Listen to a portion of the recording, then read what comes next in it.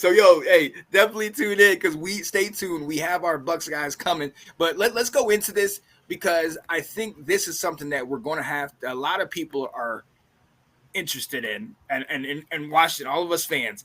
There's some people that are saying, "Oh, this is it. We got JD5. We're going to be playoffs. We're going to be the top team in the division. Yada yada." And then there's some of us that are more, not much reactionary, more literal, more grounded. We're gonna have a struggle. We're gonna have what? We're gonna have another. What constitute a successful season? Is it playoffs or is it just we don't look like we did last year? Like, what is it that will constitute a successful season? You will. Well, I think both of what you just said. Obviously you make the playoffs from going from 4 wins to the playoffs. That would be successful. Yeah. But so the Vegas line I've seen is 6.5 wins for Washington. That seems pretty accurate. Getting to 7 wins in the season would almost be doubling the year before. I think that would be showing success. The big part is going to be how do we get those wins? Yeah. Do we do the Ron Rivera thing where you claw your way to 3-point victories, 2-point victories that barely get through, where defensive players should be interceptions and you're able to kick the game-winning field goal, that type of stuff? I'm thinking like the Raiders game that we had years ago. Or are we building momentum at the end of the season? Do they show in Jaden Daniels you've got a quarterback to build on, which then means you can go spend in the off season and build around and say, year number 2 is going to be the year we're coming for it. So that's what I'm kind of looking at is, it's not so much wins and losses. I mean, obviously if you're picking number 2 overall again, and you have four wins on the season, that probably isn't good. Of course it's not good. That probably doesn't bode well for who they brought in. But if you're sitting around 6, 7, 8 wins and JD5 looks the part, to me, that's showing like if we say we got ourselves a quarterback like we think we do on September 4th, that right there is a successful season. Oh, absolutely. And look, I got to be honest.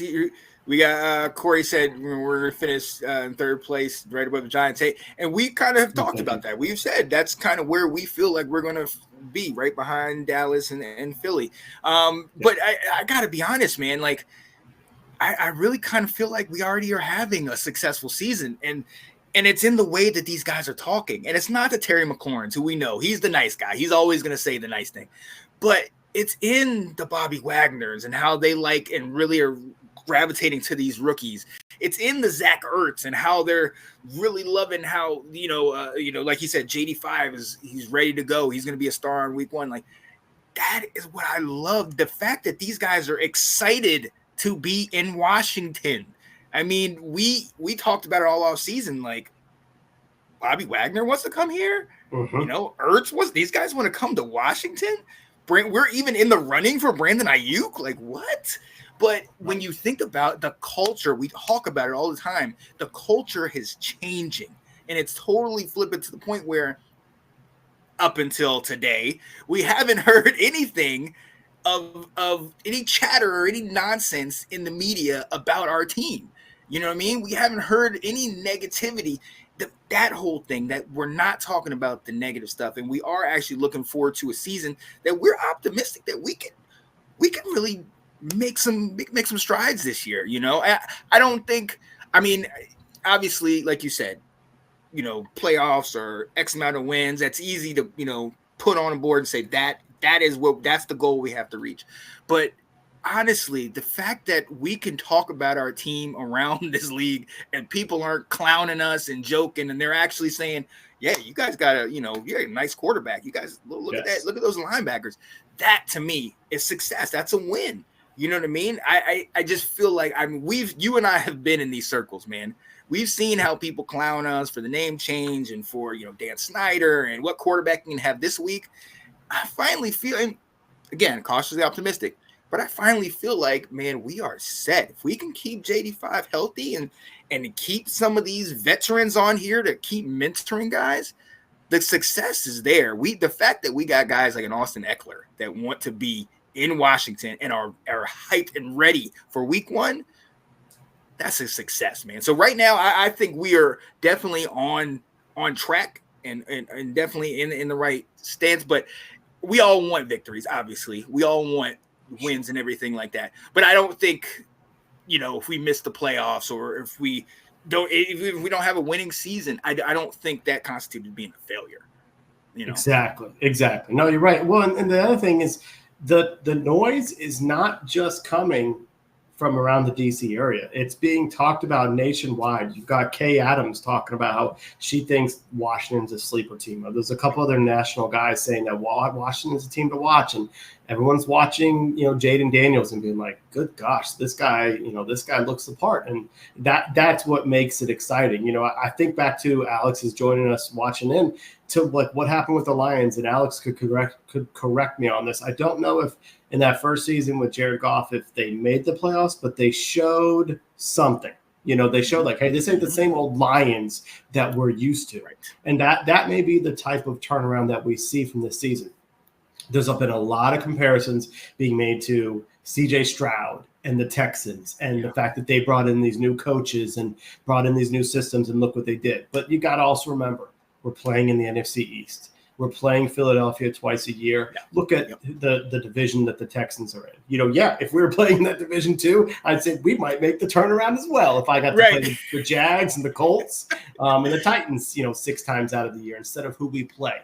So that probably is not the best comparison, but the idea is being the fact that they are, like you said, showing some strides. It doesn't have to be making the playoffs, but showing like this team is up and coming.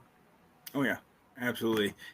It's nice to see you rally behind JD with him being the Sam Howell replacement. Listen, I don't look at it that way. He's coming around. I'm looking here. I think I'm going to go on DH Gate as we're talking and buy Sean a Jaden Daniels jersey for $40. It ain't happening. Alex Stevens already has his JD5. I'll let him have his thing too.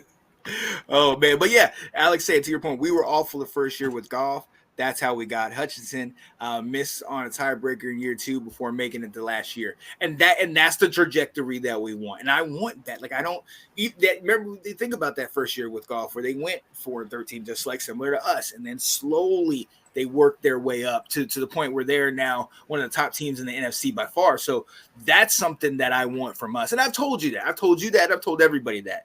Don't give me a 1-year flyer. Don't give me a 2012 if it's just going to be that 1 year and then now we're back to mediocrity the years later. I want to build something that is consistent year after year to where we're in the playoffs and we're potentially going farther. So that's what I think we're doing, right now. And so that and talking about following the blueprint. We're following the blueprint of the Lions, but also we have a lot of people in house from San Francisco. We saw how San Francisco built up in the draft and the things that they did. And I think that's one of the things that we're starting to look, how they traded for, they brought in people, Trent Williams, a bunch of these guys. So that's what I'm seeing and with Washington. And so, I think we're in the right direction.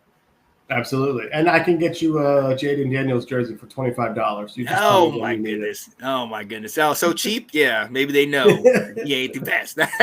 How much is that Drake? 300? I thought so. For the backup. I need to get a Sam Howell Seattle jersey. Look.